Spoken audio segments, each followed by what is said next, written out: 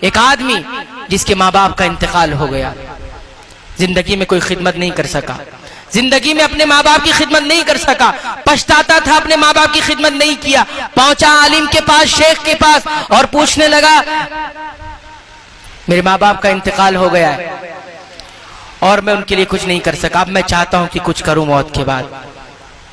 عالم صاحب نے، شیخ نے کہا تم اپنے ماں باپ کے لیے کچھ کرنا چاہتے ہو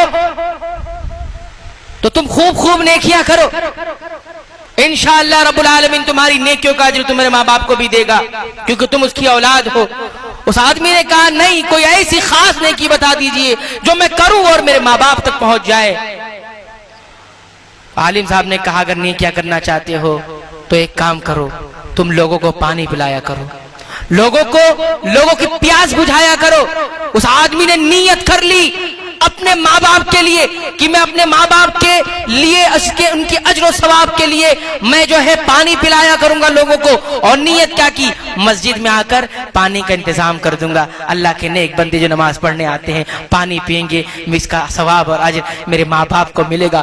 میرے بھائیوں وہ بھول گیا، ظہر کے وقت بات ہوئی تھی، عصر کا وقت بھی نکل گیا، مغرب میں پہنچا نماز پڑھنے کے لیے، نماز پڑھا، اور نماز پڑھنے کے بعد کیا دیکھا میرے بھائیوں، دیکھتا یہ ہے کہ جس نیکی کا ارادہ میں نے کیا تھا کوئی اور کر گیا، رونے لگا زاروں قطار۔ امام صاحب نے دیکھا، کہا کیوں روتے ہو؟ کہنے لگا ایک نیکی کا ارادہ کیا تھا، رب نے اس سے بھی محروم کر دیا، آج وہ نیکی بھی نہیں کر سکتا۔ پوچھا کیا نیکی کیے تھے، کیا ارادہ کیے تھے؟ کہا پانی لگانے کا انتظام کی نیت کی تھی، آج وہ پانی کسی اور نے لگا۔ کہا رونے کی کوئی ضرورت نہیں ہے، تمہیں معلوم ہے اس کس نے لگایا ہے، تمہیں معلوم ہے یہ کس نے لگایا ہے؟ کہا نہیں معلوم مجھے۔ کہا اس پانی کا انتظام تمہارے بیٹے نے کیا، امام صاحب نے کہا تیری نیت کا اثر تیرے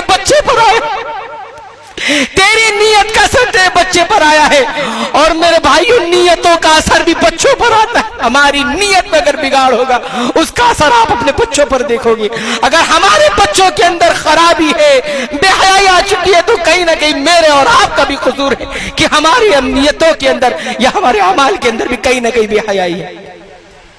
اور یہی وجہ تھا کہ ہمارے اسلاف و صحابہ کرام ساری تربیت کے جو اعمال ہوتے تھے وہ کرتے تھے، لیکن راتوں کو اٹھ کر اپنے ننھے سے بچے کے پاس اسے سلاتے تھے اپنے پاس، اور وہی کھڑے ہو کر نماز رات میں ادا کرتے تھے، اور یہ کہتے جاتے تھے من اجلک یا بنیا، اے پیارے بچے یہ تیرے لیے ہو رہا ہے، میں اپنے لیے نہیں کر رہا ہوں، یہ تیرے روشن مستقبل کے لیے کہ میری زندگی کا اثر تجھ پر آ جائے۔ راتوں کو تہجد اپنے بچے کے پاس پڑھتے تھے۔